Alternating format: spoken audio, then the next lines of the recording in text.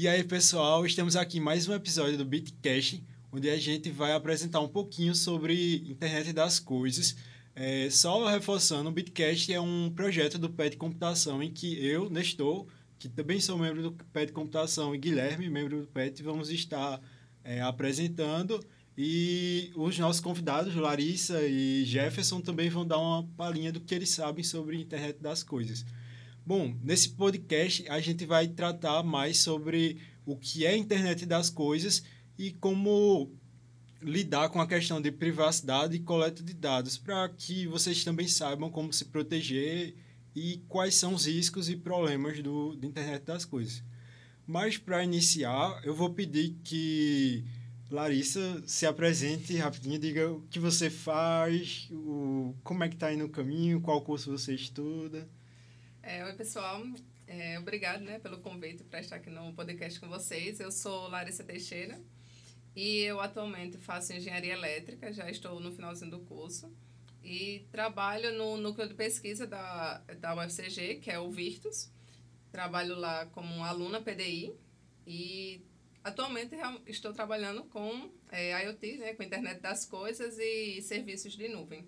Então, gosto muito da área e também já trabalhei com robótica, que também envolve um pouco dessa parte aqui de internet das coisas que vamos conversar um pouquinho no podcast. E você, Jefferson? E aí, pessoal, tudo bom? Meu nome é Jefferson, eu sou estudante de engenharia elétrica na UFCG. Hoje eu trabalho como engenheiro de sistema embarcado em uma empresa do Parque Tecnológico, uma startup. E também sou voluntário no Baja, no Paraibaja, que é uma equipe de competição. Lá eu fui por um bom tempo o líder de eletrônica e hoje eu estou só como consultor ali dessa área. Bom, como eu tinha falado inicialmente, a gente vai falar sobre a internet das coisas, mas o tema específico que a gente vai estar tratando nesse podcast é a privacidade na internet das coisas e como proteger seus dados pessoais em um mundo cada vez mais conectado. Visto que a gente está em um ambiente onde quase todos os dispositivos estão conectados à internet.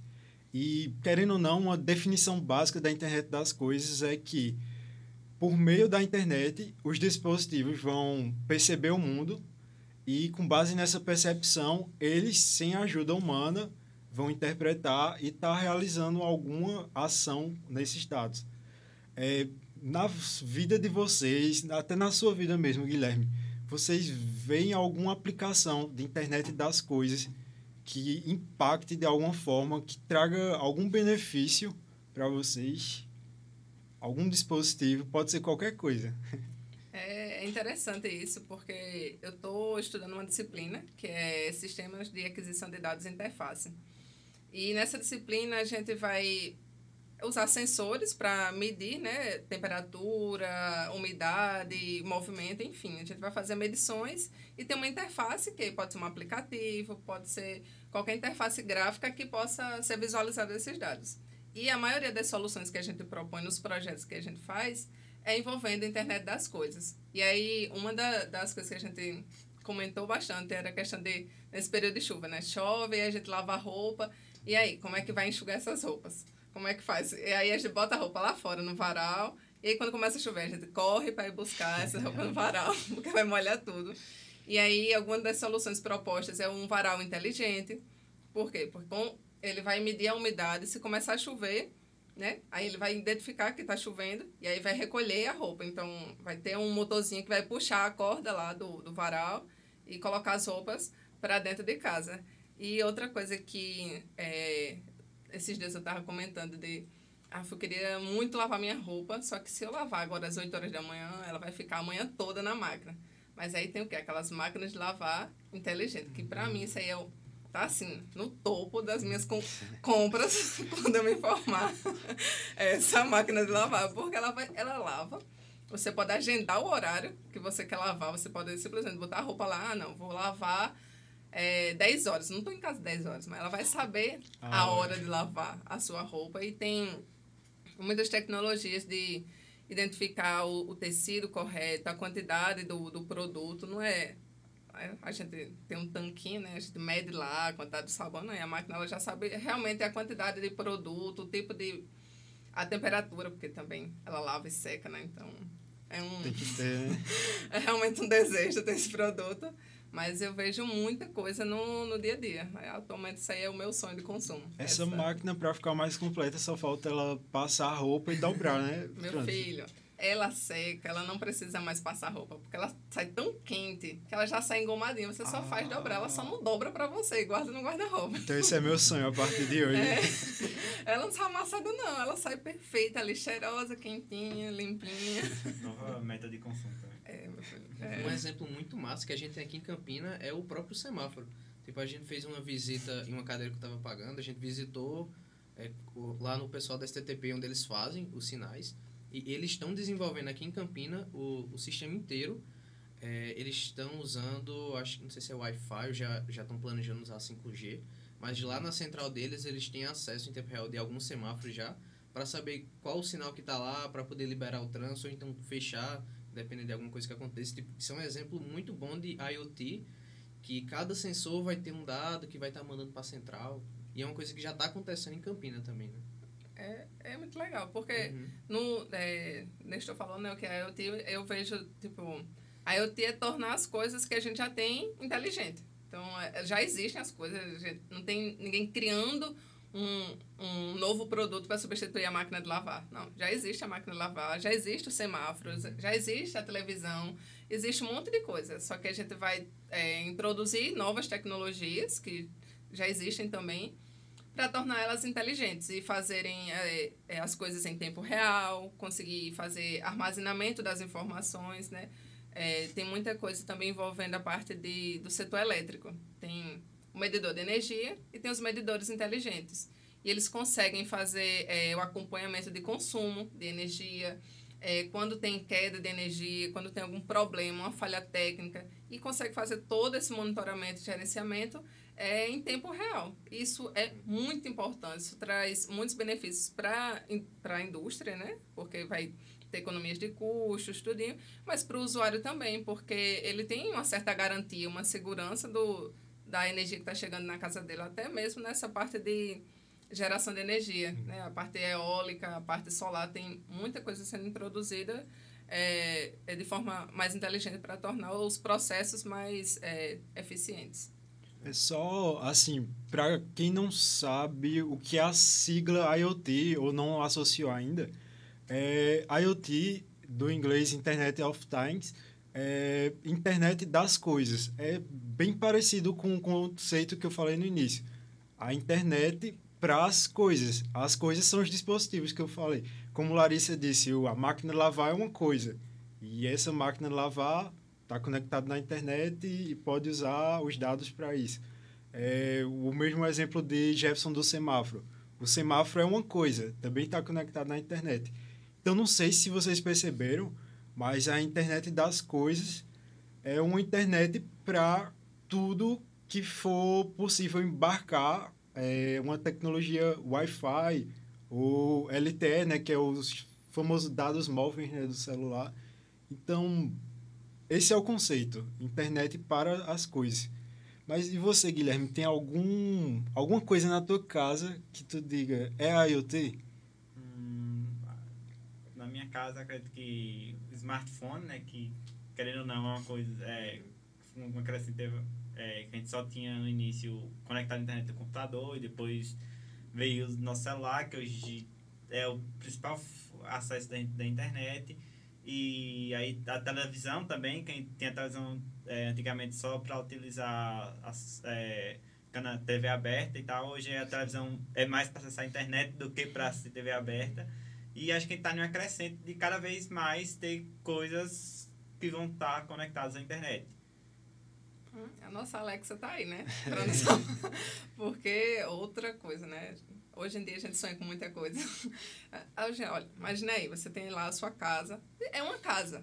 Mas a partir do momento que você coloca um Alexa, a sua TV... A maioria das TVs hoje é Smart TV, né? Smart, né? Porque é inteligente. Isso. Então, geralmente, acho que muita gente já ouviu falar Smart Grid, rede inteligente, Smart City, cidades inteligentes. Então, Smart TV, TV inteligente. Smartphone é o telefone inteligente. Então, sim, a gente conecta a Alexa e aí a Alexa faz muita coisa. Tem lâmpadas inteligentes hoje. Então, se você conecta a lâmpada, como é que ela faz esse controle? Então, tem um dispositivo lá que está conectado na internet e na mesma internet que a Alexa está conectada. Então, o interruptor inteligente. O interruptor está conectado na rede Wi-Fi. Então, para tornar meio que as coisas inteligentes, conecta eles na internet. E aí, a internet é o meio que vai conectar eles, né? Da mesma forma que conecta a gente quando se comunica pela internet, e tornar uma coisa só. E aí, a partir da Alexa, Alexa, quem não quer, né? Chegou, deitou na cama, meu Deus, ainda tenho que apagar a luz. Não, Alexa, apaga aí as luzes. Alexa, desliga tudo ali, velho, você vai dormir tranquilo. É muito bom. Então, acho que hoje em dia está muito crescente esse uso. Você chega na Amazon, é o que mais tem. Já chega ali oferecendo lâmpada inteligente, Alexa e o interruptor, né? E agora também tem muita fechadura para internet. Eu acho que, talvez, para o pessoal de casa, muita gente pode ter pensado, eu nunca usei internet das coisas. Mas eu acho que depois dessa conversa, minha televisão é IoT. Os semáforos de Campina Grande... eu acho que não são todos, né? Talvez seja no processo ainda. Está no processo. Alguns usam a internet. Eu não sei se vocês já viram no Google Maps, né? Eles têm um aplicativo que detecta onde o ônibus está e a rota. Tipo, alguns não detectam exatamente onde ele está, mas a maioria pega a localização do ônibus em tempo real e, com base nessa localização, você sabe a hora que vai chegar no ponto. Claro que você vai ter uma antecedênciazinha, né, para não correr o risco de perder o ônibus. Mas já está integrado em Campina Grande. A gente já consegue usar. E, velho, isso é o futuro. O futuro já chegou, só que a gente se adaptou tanto a isso que ficou normal. É uma coisa... isso é IoT, com certeza. E com isso, a gente tende a buscar coisas ainda mais. No caso, algumas dessas ferramentas ainda precisam um pouquinho de um ser humano por trás para gerenciar, né? Mas a tendência é que não precise mais de ser humano. E essas atividades que eu posso chamar, talvez, de maçantes, né? Virem algo que só dispositivos vão executar. No caso, a gente vai perder todo o trabalho chato e vai adicionar para as máquinas. Quem sabe... Estou indo muito longe no pensamento, mas quem sabe algum dia a gente não precisa fazer mais nada de trabalho, só lazer, e as máquinas vão ficar fazendo tudo pra gente. É um futuro? Pode ser. Pode dar ruim? Pode. Eu acho que resolver bug de código tá muito longe de acabar. Vai continuar, viu? Até... Pode falar. Um exemplo muito palpável disso que tu falou agora, que um projeto que eu tô trabalhando, tipo, vou falar dele de uma forma bem geral, mas, tipo, tem um dado lá específico que antigamente tinha uma pessoa que ia lá, pegava aquele dado, guardava, ela passava o dia inteiro andando na empresa, pegando dados em certos pontos, só para fazer uma planilha e fazer o controle mensal. Só que a gente está desenvolvendo um dispositivo justamente para tirar isso. Então vai ser totalmente automatizado, ele vai pegar no horário que você quer, pode pegar mais pontos, pegar de pontos específicos de tal empresa. E nesse sentido já acabou com o emprego da pessoa, né? Mas tipo, vai estar aprimorando aquilo ali para a empresa. Já está totalmente automatizado. Vocês falando assim, eu já tô sentindo aqui os haters da tecnologia metendo pau nesse podcast. Mas, olha, não é que vai tirar o emprego da pessoa. Sim. É uma coisa que eu li uma vez, que a pessoa não perde o emprego para a tecnologia. Você perde o emprego para uma pessoa que domina a tecnologia. Uhum. Então, você vai perder o seu emprego se você realmente não acompanhar. Porque, pronto, a gente vai ficar só lazer. Mas não é que vai ficar só lazer. A automatização, o sistema automático lá, ele vai fazer a captação dos dados, como o Jefferson está falando. Ele vai estar ali pegando essas informações, armazenando, né, hoje em dia no serviço de nuvem. Mas quem vai estar estudando, analisando aquilo ali, realmente filtrando se é necessário, fazendo as ações, realmente comandando e controlando, tem uma pessoa por trás disso. Não é simplesmente a gente vai botar um robô, um monte de sensor, um monte de tecnologia E aí quem vai ficar por trás ainda é uma IA. Não é assim, não. Ainda nesse caso, tipo, tinha uma pessoa que fazia isso, só que agora tem um time que está desenvolvendo o projeto, vai ter mais outra pessoa só para poder instalar, e ainda assim vai ter alguém para poder acompanhar no geral, né? Sim. Então, nesse único emprego já está gerando bem mais. Sim, é um emprego mais qualificado, mas tipo, é a tendência no geral. Sim. Pode falar. Acho que a questão é que antigamente tinha os dados, eles só eram inseridos na internet por pessoas que tinham que ir lá e digitar. Agora não, a gente tem os dispositivos todos coletando dados. Isso gera uma questão que a gente tem uma quantidade muito maior de dados, uma capacidade de coleta muito maior. Isso é bom, né, para quem detém a tecnologia, a empresa, o usuário. Porque com mais tecnologias, mais dados, você consegue fazer um gerenciamento melhor dessas informações, consegue fazer um acompanhamento. Então, isso traz mais eficiência, você tem mais velocidade nos seus processos, você tem mais resultados, tem mais detalhes nas informações, né? Porque antes, por exemplo, se errar uma pessoa lá errou um dado, isso vai afetar todas as informações da sua análise. E antes, por exemplo, no caso que Jefferson citou, fazia a cada hora. E com o dispositivo, ele não faz aquilo ali a cada hora, faz a cada minuto. Então, o fluxo de dados é muito maior. Então, você consegue fazer uma análise bem mais detalhada e conseguir tirar muitos benefícios disso aí, né? Tem uma questão muito legal nesse ponto dos dados, que eu recomendo até vocês assistirem o primeiro podcast, que é sobre inteligência artificial, em que esses dados, na maioria, acho que 99% deles são enviesados. E o que é isso? Vou citar com base em um exemplo que eu vi há muito tempo. Um algoritmo pegava fotos, imagens e, com base nelas, detectava o que era aquilo. Quando chegou em uma pessoa negra, ele detectou que a foto era um gorila. Tipo, os dados de humanos estavam extremamente enviesados para pessoas brancas. E quando chegou uma pessoa de pele mais escura, ele não identificou que era uma pessoa. Não só nessa questão de pele, mas eu acho que até Guilherme conversou com a Eanes no podcast passado. Tem, tipo, várias características como gênero e tem outras características que a gente nem sabe, só estudando a fundo vai perceber que tem algum viés nesses dados. Então, é muito importante tratar isso para que, quando a informação final chegue, ela não chegue de uma forma enviesada, e sim o mais limpo possível para que possa ajudar a gente. Porque o que poderia ajudar pode até prejudicar uma pessoa específica porque o algoritmo não está pronto para ela. Então, esse é um ponto bem importante.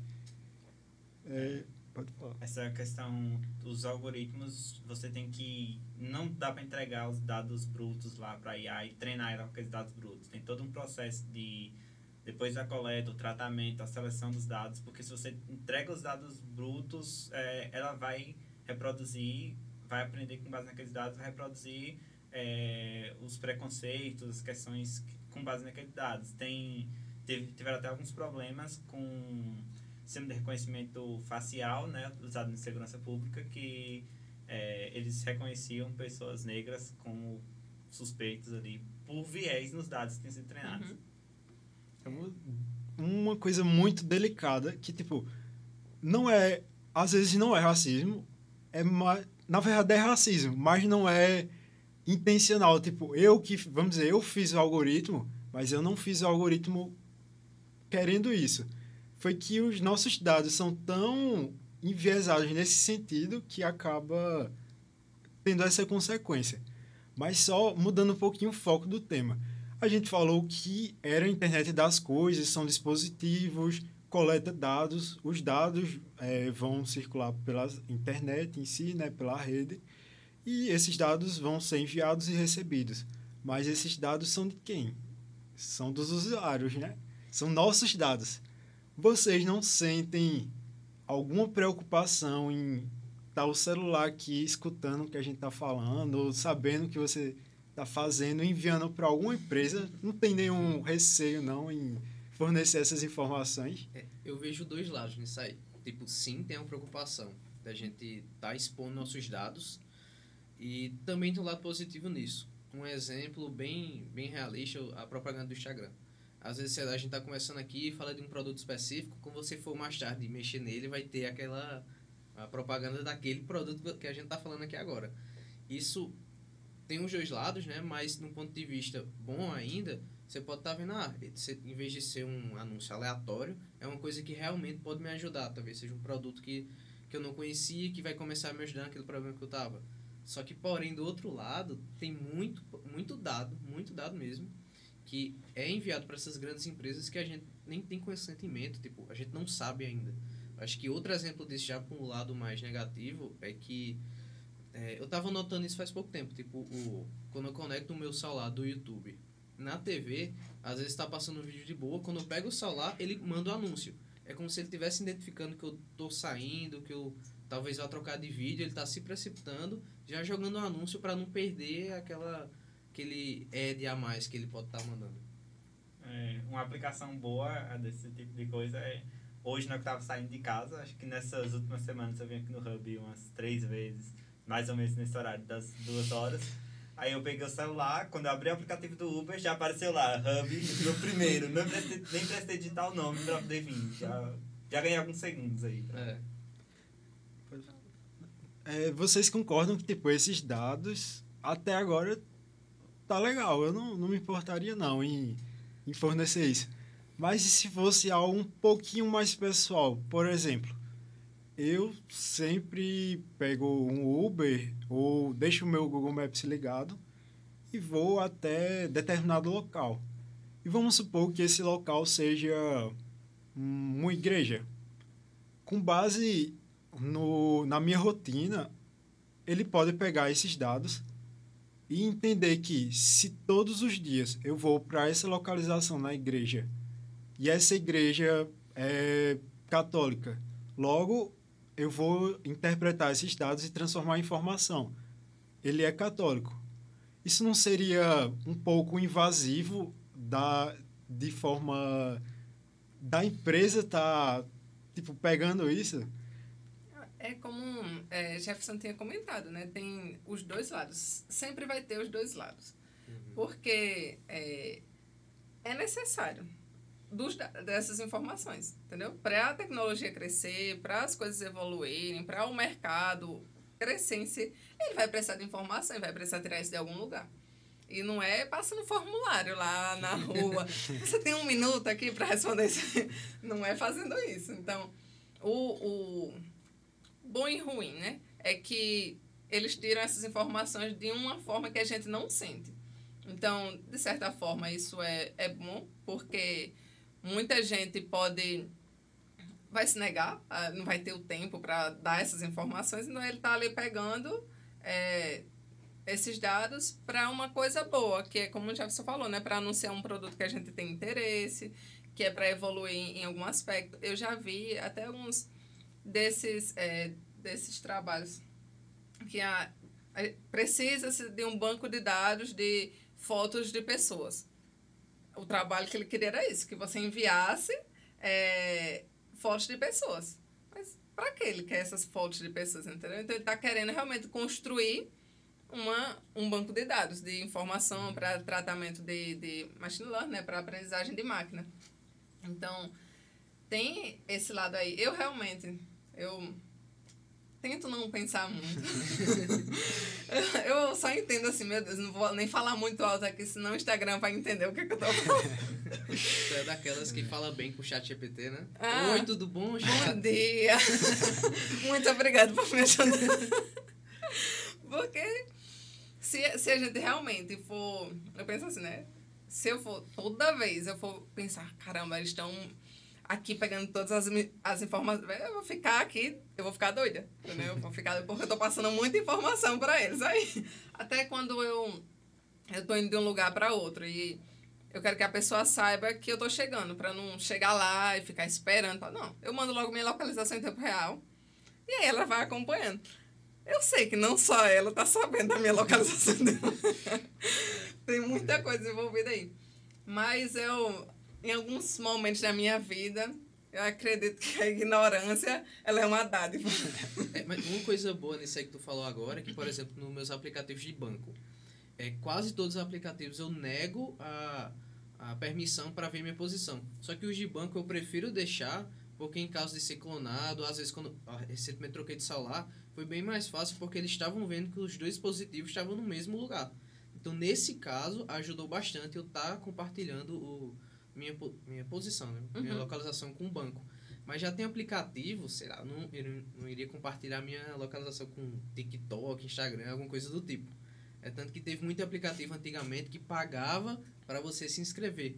Sim. E por que eles pagavam? Eles estão fazendo dinheiro naquilo, eles não estão gastando dinheiro. Porque os seus dados pessoais vai valer mais do que você está recebendo por aquilo. Você ganhava, sei lá, R$20 para fazer a conta, mas você estava dando CPF, e-mail, senha, que provavelmente é a mesma senha de outras coisas. Então, com certeza, caiu em algum banco aí de dados. E um ponto bem importante é que esses dados estão sendo tão valiosos que a tendência, há pesquisas que indicam que o valor de dispositivos IoT, que já está muito barato, vai ficar ao ponto de ser gratuito. Porque não é interessante para eles os dispositivos. O dispositivo é, sei lá, $1. Tem até eu não lembro exatamente o valor, mas é de $1 para baixo. E os dados que eles vão coletar vai compensar toda essa perda com o desenvolvimento de algo físico, né, em si. Então, a tendência é essa, é pegar dados e ganhar com isso. E até porque, né, com a evolução da tecnologia, a gente tem que acordar aí. 5G chegou, entendeu? 5G não é uma coisa de antigamente, não, que a gente... meu Deus... Parecendo aquele desenho, Jetsons. Meu Deus do céu, no futuro a gente vai ter carros voadores. A gente tem muito mais que isso. A gente tem o 5G, que inclusive aqui em Campina Grande é um grande polo de desenvolvimento dessa nova tecnologia. E aí, hoje em dia, se a gente, com esses dados móveis que a gente tem hoje, com esse Wi-Fi, que, por exemplo, o Nestor falou o exemplo do ônibus, tem esses problemas de conexão, porque o Wi-Fi ele vai se perdendo. Tem aquela... Sempre tem, você chega num lugar e não tem sinal. Então, tem os atrasos, tem um pouco de dificuldade com isso. Mas quando chegar o 5G, que tiver completamente tudo conectado na mesma rede, acabou, véio. Não tem para onde correr, não. Você vai ter que lidar aí com esse fluxo de dados, essas suas informações aí sendo roubadas ou consentidas de alguma forma, né? Não é querendo preocupar vocês, não, mas eu tenho algumas tristes notícias que aconteceram pelo mundo, porque a gente falou de muitas coisas boas da internet das coisas, mas a gente começou a falar de coisas ruins e eu acho que eu vou dar um pouquinho de medo em vocês a mais. Calma. Tinha um hospital em que eles monitoravam os aparelhos, tipo marca-passos. Eu não lembro exatamente qual era o aparelho, mas eu acredito que seja um marca-passo. Então, o aparelho estava no coração dos pacientes e esse aparelho enviava via internet os dados para que o médico pudesse acompanhar em tempo real. Ou seja, ele acessava o computador dele, provavelmente tinha algum software, alguma coisa de inteligência ou automatizado para detectar o estado do paciente. Se tivesse mais crítico, aí dava um alertazinho. Mas só que alguém teve a brilhante ideia de invadir o sistema Wi-Fi e, com base nessa invasão, ele sequestrou todos esses dados dos aparelhos e disse o seguinte: olha, vocês vão me pagar certa quantia ou eu vou reter isso e vocês não vão saber de nenhuma informação dos pacientes. Então, é para você ver que, ao mesmo tempo que é muito bom ter os dados compartilhados para todo mundo, pode ser muito ruim dependendo da situação. Nesse caso, é uma situação muito crítica, porque eu preciso saber exatamente qual é a situação do meu paciente. Eu não posso perder nem um segundo. Não sei se vocês sabem, mas o tempo de resposta que você tem a um paciente que está infartando, quanto menor for, maior são as chances dele sobreviver. Então, tem muito desses problemas. Outro problema que eu vou citar aqui é que teve, em um local, tinha patinetes elétricos. E você só, acho que se eu não me engano, usava o celular ou alguma coisa assim para desbloquear, fazia o pagamento e sair andando. Só que um cara simplesmente mostrou que ele conseguia travar o patinete elétrico enquanto ele estava rodando. Ou seja, ele invadia a rede do patinete e enquanto os caras estavam tipo, andando, sei lá, parava um pouquinho, ele travava e meio que sequestrava. Da mesma forma, ele pode tipo acabar com a localização dele e simplesmente levar para casa. Então, são tipo situações que, beleza, A internet das coisas ajuda muito, mas quando ela não ajuda, ela vai causar grandes problemas. Então, a gente tem que remediar de alguma forma. Não sei se vocês concordam com isso. Se ele tem problemas, tem que ser resolvido. Acho que cai naquele negócio de grandes poderes trazem grandes responsabilidades, né? Sim. A gente está caminhando para a tecnologia cada vez mais presente nas nossas vidas e acho que isso necessita tanto uma conscientização da parte dos usuários, quanto também os governos terem uma legislação mais forte. No Brasil, a gente tem a LGPD, que traz algumas questões relacionadas a isso, a proteção dos nossos dados, mas ainda a gente tem muito a caminhar ainda. Ainda é muito fraco e é uma dificuldade porque a tecnologia cresce de uma forma muito rápida e a gente sabe que o nosso processo de mudança de leis é uma coisa que demora muito tempo para acontecer. Acho que a gente tem que se acostumar e que essas coisas têm que se atualizarem de uma maneira mais rápida. E da mesma forma que a tecnologia ela é desenvolvida, então tem duas partes, né? Tem um pessoal que desenvolve o 5G, que desenvolve sistemas inteligentes, tem essa galera aí. Mas tem outro time aí muito forte que é o time de cibersegurança. Então, ao mesmo tempo, eles trabalham juntos. Ao mesmo tempo que se é desenvolvido o 5G, que tem um pessoal que desenvolve a tecnologia em si, que desenvolve as coisas para serem inteligentes, elas têm também uma galera que está ali para proteger isso aí. Então, não vai simplesmente criar uma TV inteligente. Não. Tem uma equipe que trabalha com sistemas de proteção a essa TV, porque tem os protocolos de comunicação, né? Como é que eles se comunicam? Então, tem uma galera aí que trabalha exatamente com essa parte de segurança. Então, não é também, tem um monte de coisa aí, tá tudo aberto aí. É só a pessoa pegar o seu notebook ali e te acessa. Não, tem uma galera muito inteligente que consegue aí ultrapassar as barreiras de segurança, mas também tem uma galera que está trabalhando para criar essas barreiras de segurança, né?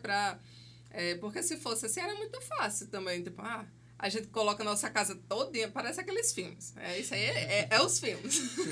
Você tá com a sua casa ali toda conectada, aí de repente chega uma pessoa lá, um hacker, e hackeia a luz, apaga tudo, aí tira seu carro, porque o carro também é inteligente, né?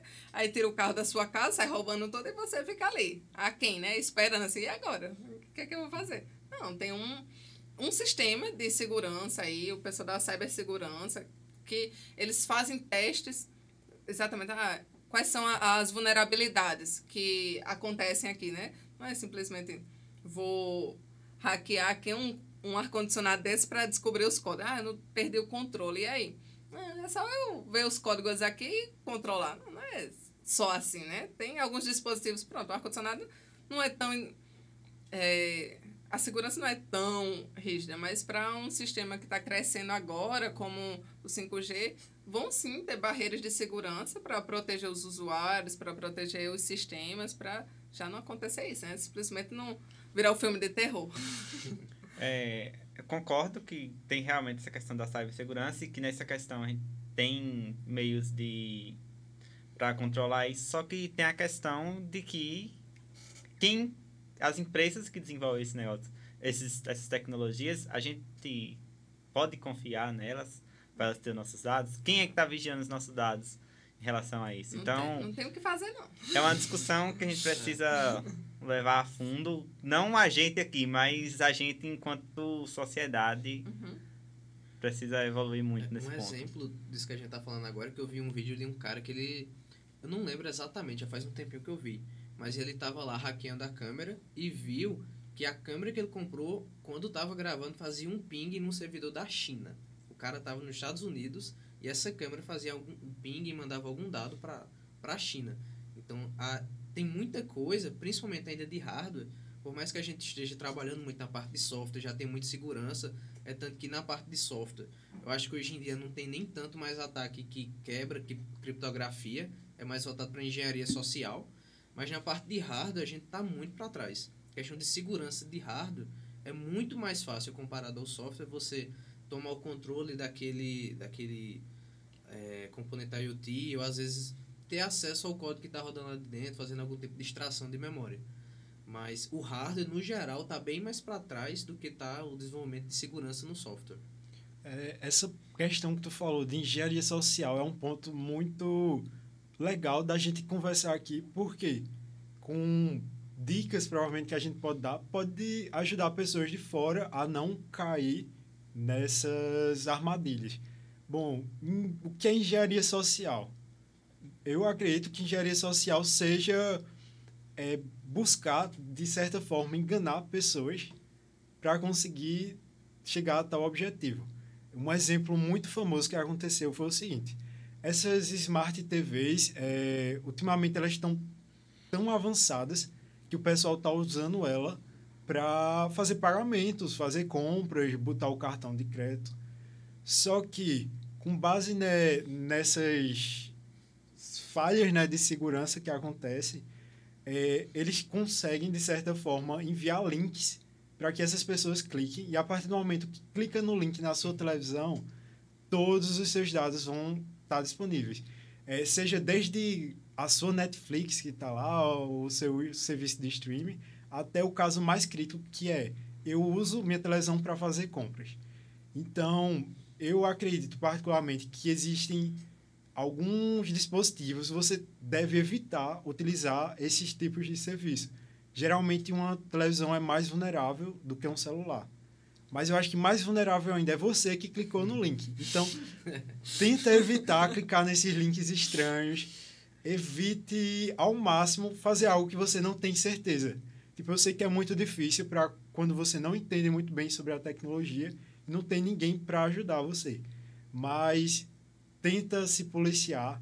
Existem diversos streamers concorrentes nossos que também divulgam um pouco de como se cuidar na segurança. Então, é bom você buscar esse conteúdo e se atualizar, porque teve uma questão que Larissa falou muito legal, se você não se atualizar, você vai ficar para trás. Consequentemente, pode perder o emprego, pode ser, mas outra pessoa vai estar assumindo o seu lugar, porque ela está estudando todos os dias. Então, acho que se atualizar é uma coisa que vai evitar muito a engenharia social em si. E sobre a questão que vocês falaram antes da empresa, realmente não tem muito o que a gente fazer, porque cada empresa vai proteger da forma que ela melhor pode ou sabe. Então, esse tipo de ataque hacker vai depender deles, né? Então, é sempre bom também atualizar os aplicativos, porque geralmente nas atualizações eles corrigem bugs e problemas de segurança, né? Eu acho que essas são as dicas que eu tenho. Vocês teriam alguma dica para não ser hackeado?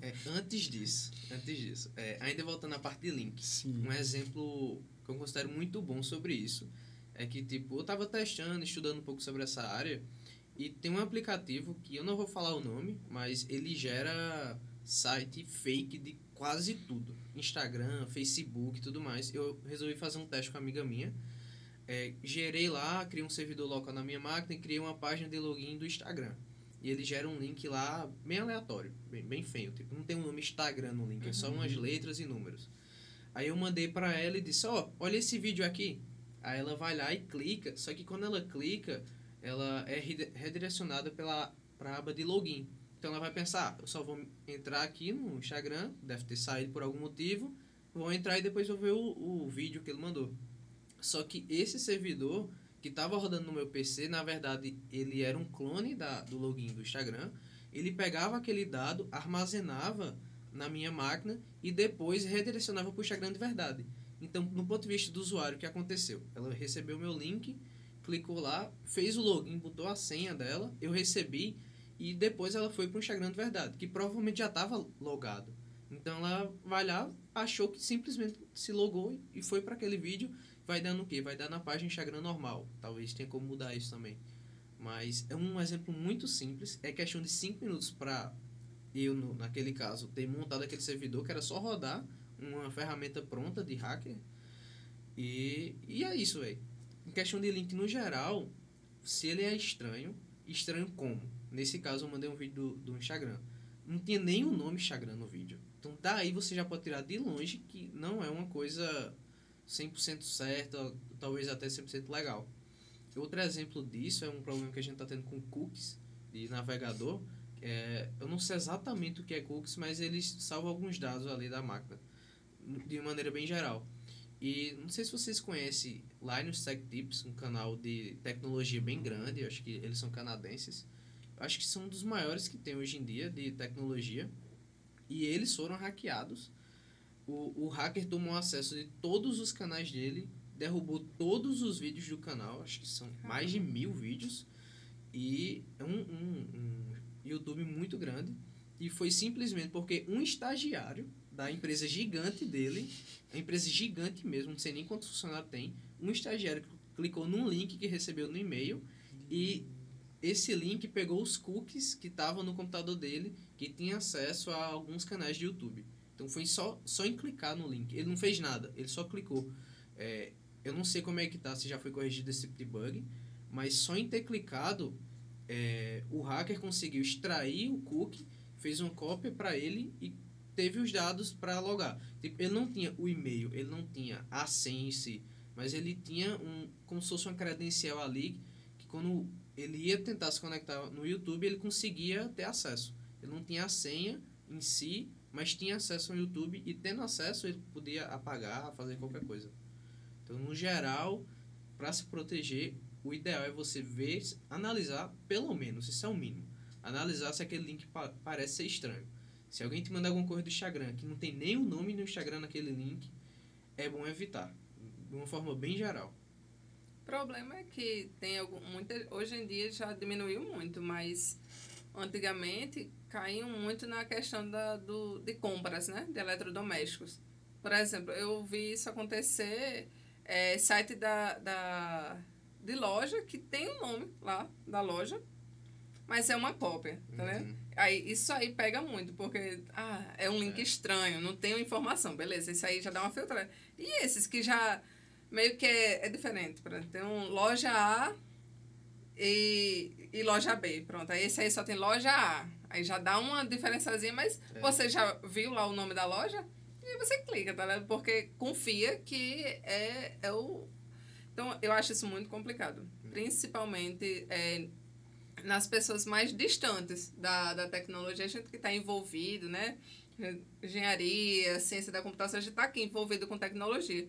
E mesmo assim, os envolvidos ainda caem nesses golpes. Imagina as pessoas que realmente são só usuários, né? Não tem esse conhecimento, não está imerso a esse mundo de segurança, de desenvolvimento de tecnologia, da rede. Eu lembro até hoje, né? Uma tia, um tio... Oxente, olha, eu falei disso aqui hoje à tarde. Rapaz, que negócio doido, né? Ele está sabendo... A gente sabe o que é. Mas, simplesmente... Oxente, como é que isso aqui aconteceu? Que eles estão ouvindo a gente e fica um negócio assim meio estranho, meio absurdo, né? Parece que é outra realidade que isso não acontece. Então, eu acho muito difícil essa questão do link, a proteção. A proteção contra esses links E todo site que a gente entra, né? Aceitar cookies, rejeitar os cookies. A pessoa não sabe nem o que é cookie, vai rejeitar o quê? Vai aceitar o cookie, tá? É muito louco essa parte. Isso foi uma questão implementada pela LGPD, né? E assim, coloca lá, a pessoa tem que aceitar os cookies. Mas espera aí, teve alguma campanha por parte do governo para explicar o que eram os cookies? Não teve, né? Porque até hoje, aceita ou rejeita sem saber o que é. Ok. A gente que é de tecnologia, às vezes, não sabe o que é. Imagina uma pessoa comum que... Assim, eu ia dizer aqui, eu vou dizer o que é, mas talvez eu não fale completamente, aí alguém vai me julgar do outro lado. Mas, enfim, vamos dizer assim, em termos leigos, os cookies, eles estão lá para coletar seus dados. Eu vou dizer essa é a principal função, porque tem outras funções. Mas ele vai estar lá para manter salvo seu login, sei lá, do Facebook. Você, às vezes, não marca manter salvo para toda vez que você clicar já aparecer a senha e só entrar. Pronto, os cookies vai fazer isso. Vai pegar, vai manter salvo para todas as vezes você entrar, mesmo depois de desligar o computador e entrar novamente, usar isso. Da mesma forma, às vezes, para saber sua localização. Aí ele já pega para usar para alguma coisa. Em resumo, os cookies vão coletar dados para algum serviço web. Enfim, seria isso. Aí, qual é a preocupação? A LGPD surgiu, né, para poder tentar ajudar isso. Não sei se vocês sabem, mas a Lei de Proteção de Dados do Brasil foi baseada na europeia. Todo mundo se baseou na europeia. E a europeia já tem algumas lacunas. Imagine a que foi baseada nela. Tem mais lacunas ainda. Então, mesmo ele dizendo, olha, você é a empresa que vai coletar os dados dessa pessoa, você tem que dizer para ela por quê, para que vai ser usado, e tem que alertar, tem que dizer, olha, eu vou pegar isso aqui, que vai ter essa finalidade para tal coisa, certo? A lei está implementada, algumas pessoas vão seguir, outras não. As que não seguiram tomaram multa de 100 a 2 milhões e meio, depende da gravidade. Mas, certo, mesmo com essa lei tudo, o que vai garantir que essa empresa, mesmo seja a Google, não sei o que, vai seguir a risca? Tipo, a fiscalização é o suficiente? Tem um órgão para fiscalizar. Mas ele surgiu tão recente, tipo, foi tudo tão novo, dá para acompanhar isso. Tem como eu verificar e confirmar com essa empresa que ela vai ser honesta comigo, a punição é suficiente. São essas questões. A gente está fornecendo os dados, está confiando na empresa, a gente permitiu o acesso, tipo, na hora de aceitar as condições de serviços, a gente confirmou lá. Mas tem a lei para dizer, epa, calma, isso tudo não pode não. Mas está faltando algo para ir mais a fundo e saber se eles estão ou não seguindo. Tanto que uma das últimas polêmicas foi em relação a abrir um pouco mais essa privacidade das empresas, e boa parte delas não estavam querendo muito por deixar mais sensível os dados secretos delas, digamos assim. Tipo, eu vou dar acesso para vocês, mas vai abrir para outras pessoas que podem roubar a minha tecnologia. Aí fica nesse impasse. A empresa está preocupada com liberar esse acesso e a gente está preocupado com os tipos de dados que estamos fornecendo à empresa. Então, vai ficar nesse impasse. Eu quero saber por que a empresa está usando meu dado e ela quer usar meu dado para extrair qualquer coisa.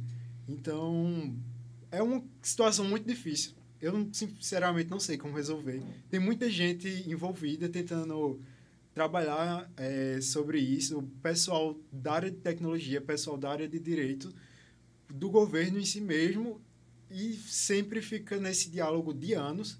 Se eu não me engano, já se arrasta há mais de 5 anos e não chega a um consenso. Acho que esse é o principal problema. É algo muito novo, a gente não está preparado, simplesmente criaram a tecnologia e disse, depois a gente resolve. O problema é que envolve dinheiro, né?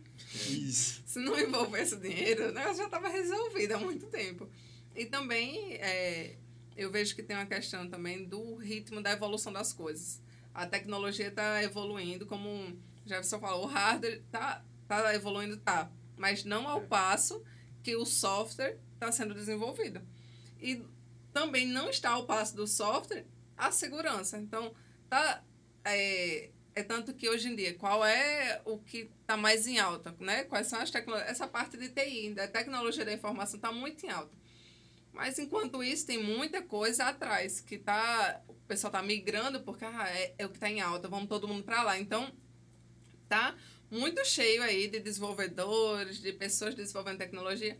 Mas e o suporte para essa tecnologia? Essa parte de segurança da tecnologia, o hardware para suportar a tecnologia, está ali ainda, em outros passos. Então, é muito difícil de resolver e lidar com esses problemas que vem tendo.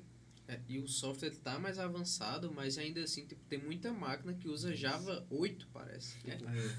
Não sei nem de quando é, pô. Então tá mais avançado, mas também não é perfeito. Uhum. E quando chega no ponto de engenharia social, independente se tá bem protegido ou não, a culpa vai ser... Não a culpa, mas quem vai causar aquilo vai ser o próprio usuário. Tipo, você clica num link estranho, ou você, como era mais antigamente, você botava seu dado do cartão em algum site estranho, ou algum site que não era real, um clone, alguma coisa do tipo. Então, nesses casos, tem que partir para a conscientização, porque não tem como fazer, você não tem como ter controle de todos os clones de site que existe. Não tem como fazer esse tipo de controle. Então, é bem mais delicado. Manter senhas fortes, né, também, porque Sim. às vezes a senha é muito fraquinha, Acho que Larissa se entregou um pouquinho aí, ela não mantém. Tem até a questão da criptografia em si, né? Que é a criptografia nada mais, nada menos é do que pegar uma informação, né? E, vamos dizer, transformar em uma nova linguagem e a pessoa que vai receber vai ter o código de acesso à chave a essa linguagem. Aí ele vai... Exemplo, eu estou falando com Larissa, só que do nada eu começo a falar com ela em russo. Os meninos não vão entender, mas ela vai entender, porque ela sabe a chave de como traduzir russo para português e captar. Em teoria, isso é a criptografia. Então, é bem necessário que as empresas também trabalhem com isso e a gente busque coisas que usem a criptografia. Porque, beleza, a gente conversando aqui chegou a meio que à conclusão de que eles têm responsabilidade, mas a gente também. Então, bora ir atrás do que está mais atualizado, do que tem mais de seguro possível. E se não souber, bora falar com alguém, expressar esse sentimento, porque é assim que a gente chega nas soluções, desabafando para as pessoas. Olha, eu não aguento mais isso.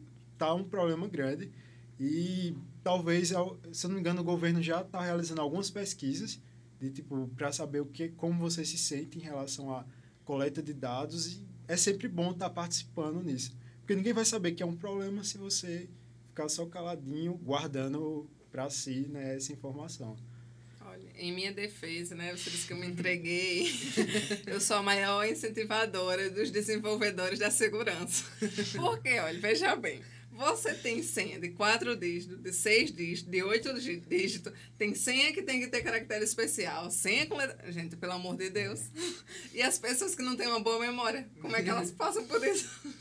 Não tem como. Então, aí a galera que trabalha com criptografia, trabalhem para proteger essas pessoas, tá? Desses casos aí.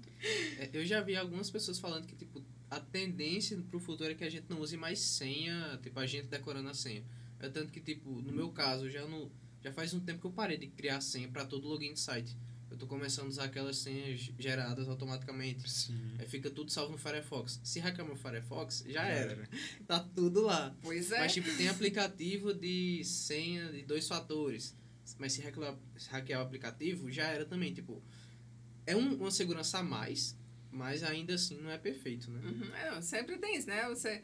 Uma coisa, pronto, tá. Uma coisa que ajudou muito foi essa questão dos 2 fatores, né? Muita gente caindo no golpe aí do WhatsApp, Sim. do Instagram, mas aí já disponibilizaram a possibilidade de ter essa autenticação por 2 fatores. Então, aí, uma dica é, faça, gente. Se tá ali para fazer, faz, entendeu? Não ignora, não, porque é muito fácil você hackear hoje em dia uma coisa. Então, se eles desenvolveram uma tecnologia para bloquear ainda mais, assim, então é porque tá precisando, então tem que aceitar, né? Acho que é, como já falou, a conscientização aí também. E falando de criptografia, que o Nishu estava falando, tem muito sensor IoT que não tem nada de criptografia. Ele manda o dado lá pro Wi-Fi, se você conseguir interceptar aquele pacote, vai ser só o dado. Um exemplo mais recente que eu vi é que o cara estava analisando um pacote de um sensor que abriu o portão.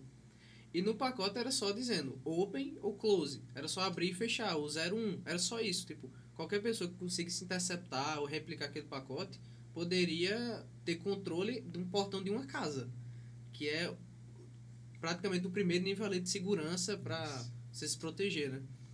E ainda sobre isso, outro exemplo é como hackear um controle de portão. É a coisa mais fácil do mundo.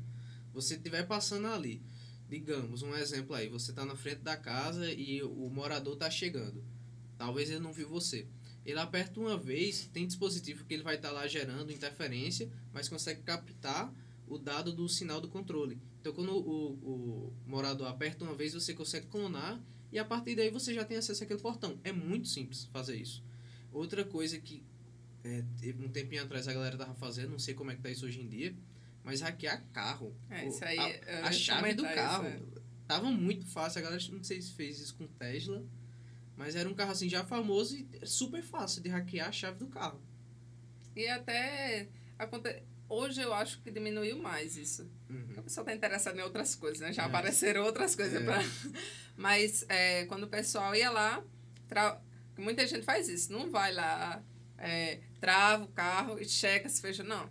É andando mesmo, já tá lá longe, aí faz assim, olha para trás assim, aperta para travar o carro. Aí, enquanto isso, tem uma pessoa que tá bloqueando o sinal.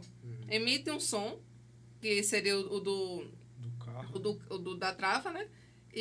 Mas enquanto isso, tá bloqueando o sinal. E o carro não trava. Pronto, acabou ali, entendeu? O carro não ficou travado, a pessoa leva o carro ali. Então, tem essas questões, né? Ah, se você tá travando negócio, confere, tudinho. Vê se o carro fechou. Esse negócio de clonar clonagem de controle no geral, ela é muito fácil. Tanto que tem controle universal. Né? Se você perder o controle da minha televisão, você vai ali no centro e você vai achar um controle, entendeu? Nem que seja, não é nem da mesma marca. A TV de Samsung, não vai ser um controle da Samsung não, meu filho, que você vai usar não. É um controle qualquer. Então, a coisa mais fácil é você clonar os sinais desses dispositivos que são controlados por um controle remoto em si. Porque o sinal é muito simples, como já se falou, né? A segurança do hardware, ela é muito pouca. O sensorzinho que tem aqui não é muito fácil de você interceptar o sinal de comunicação dele. Vocês já viram como é que clona, tipo, legalmente ainda? Você tem um controle de portão e quer fazer outro. Vocês já viram como é que é? Muito você fácil. Chega lá na loja, se dá seu controle, eles pegam um novo, limpo, sem gravação nenhuma, segura um botão para ele ficar aberto a receber o novo padrão. Você vai lá no seu controle e aperta uma vez para ele emitir o sinal. Depois disso, o que está recebendo, ele grava, pronto. E esse controle já vai abrir seu portão. Só isso. Tanto que é assim que muita gente faz isso, faz a cópia do controle do portão. Porque, perdi o meu controle, quebrou. Você vai ali e tem outro. Entendeu? Isso acontece, pronto. Eu estava trabalhando com uma das disciplinas que eu estou estudando, que é isso. A gente estava clonando o controle do ar-condicionado.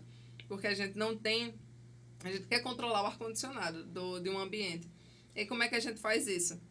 Não sei, né? Como é que eu sei os códigos do controle? Gente, a coisa mais fácil. Pega o sensor, que é R$3 o sensor, um receptor e um emissor. Aí você pega o controle no receptor e fica lá apertando. E aí você consegue ver lá, né, no código, o código do controle. Pronto. Você já tem os códigos do controle, agora é só enviar o código. E aí você clonou o seu controle. Isso serve para ar-condicionado, para televisão, para rádio, para qualquer coisa. É a coisa mais simples do mundo. Isso é claramente a falta de criptografia, né? Porque se tivesse criptografia, talvez não conseguisse. Né? Então, é a primeira coisa que a gente pensa, realmente. Aí as montadoras de carro, beleza, é muito fácil, vamos botar uma criptografia. A mais recente que eu vi dessa época que o pessoal tava hackeando, acho que era Tesla, sei lá. Eles geram uma chave... Eles têm uma sequência lá específica e cada vez que você aperta é um valor diferente. Beleza, então só quem tem só o receptor original sabe qual é essa sequência certa. E as únicas peças que tem esse dado é o receptor do carro e o controle, a chave em si. Então não dá para você clonar assim. Só que os hackers, o que é que eles vão fazer nesse caso? Aí voltando ao que eu tinha falado, como é que hackeia a parte da chave de carro? Seu controle ele vai emitir um número. Só que em vez desse número chegar no carro, eles botam um sinal lá que bloqueia e armazena esse dado. E eles ficam com esse dado. Aí você vai apertar outra vez, porque seu carro não travou. Você apertou uma vez, ele não travou, então vou apertar de novo. Só que nessa segunda apertada, ele vai receber o número de novo, só que aquele que ele tinha guardado, ele vai enviar para o carro. E ele vai ficar com um dele agora, ele vai ficar com um que não foi usado ainda. Então, quando ele chegar lá perto do carro, você já saiu, então ele vai emitir aquele número que ele está guardado e vai abrir o carro. Tipo, por mais que já tem criptografia, ainda, nesse caso, um caso muito simples de você conseguir replicar. Tipo, já é um nível acima, é mais difícil, Você não é com controle remoto lá do centro, você vai fazer isso. Mas ainda assim é possível. Massa quem conseguiu pensar nisso, né? Tem que contratar essas pessoas. É uma questão muito delicada, né? Que não só depende da gente, depende das empresas, tem toda a segurança. Sempre vai ter hackers, né? Descobrindo formas de invadir. Mas a gente tá chegando ao final do podcast, já tá perto, ou já passou um pouquinho de 1 hora. Então, eu queria fazer uma conclusão, né? Digamos assim, para você que está escutando de fora saber o que é que precisa fazer para não ser invadido. Bom, acho que eu vou recapitular alguns pontos. Se vocês tiverem algo para acrescentar ou concordar, discordar, pode se sentir à vontade. Mas evite cair na engenharia social. É muito fácil falar isso. Realmente, é muito fácil. Porque cair é mais fácil ainda. Porque a gente nem sempre está preparado para não clicar num link que está muito suspeito, só que a gente não percebeu, ou se não cair em alguma lorota, pode ser até uma pessoa do seu lado, conversando mesmo, e usando suas artimanhas, conseguir invadir algo. Desde até mesmo dar a senha do seu Wi-Fi. Esse é o ponto mais crítico.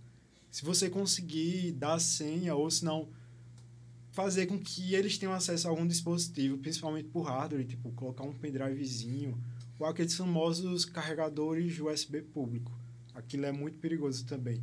Então, se tiver algo que você minimamente acha suspeito, tente desconfiar um pouco, evitar cair nessa situação. Use as tecnologias mais atualizadas possível. Se tiver o botão de atualizar, atualize sua Netflix, seu software da Smart TV, a sua câmera que está detectando o movimento da sua casa mesmo. Tem as câmeras de segurança em si, conectadas à internet. Tente atualizar. Busque empresas confiáveis e seguras. Geralmente, existem feedbacks de pessoas que passaram por problemas, então é bom você dar uma olhadinha. E vamos ver mais. Acho que seja isso.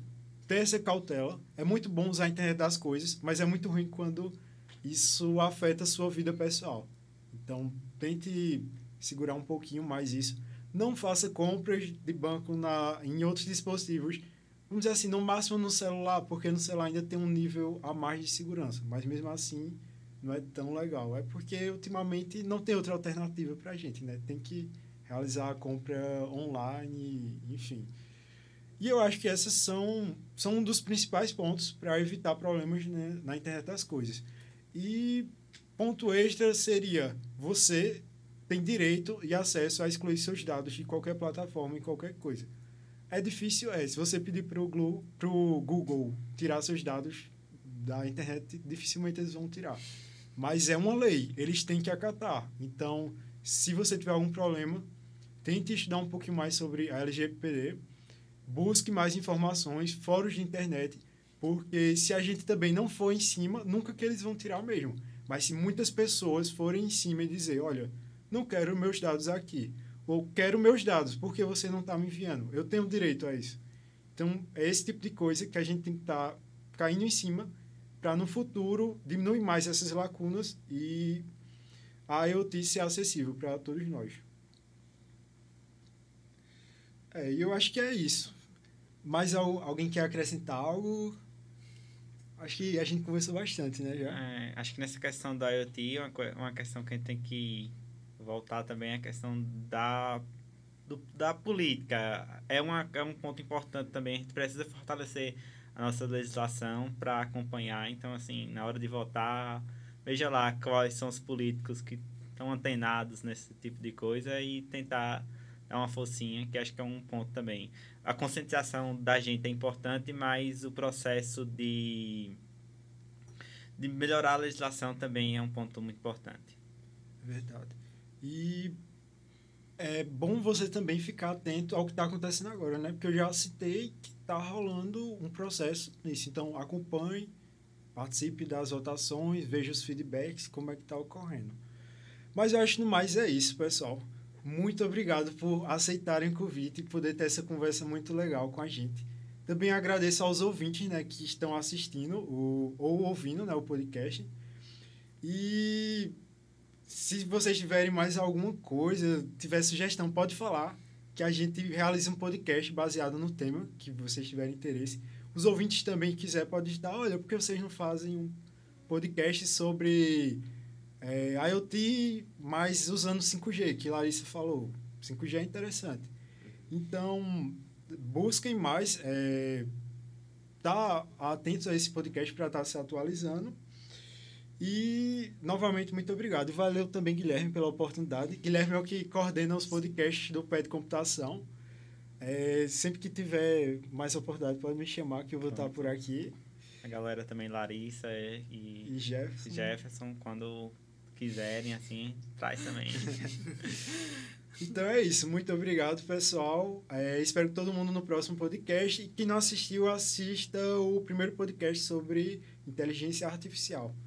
Valeu e até a próxima. Até mais, Tchau, pessoal. pessoal.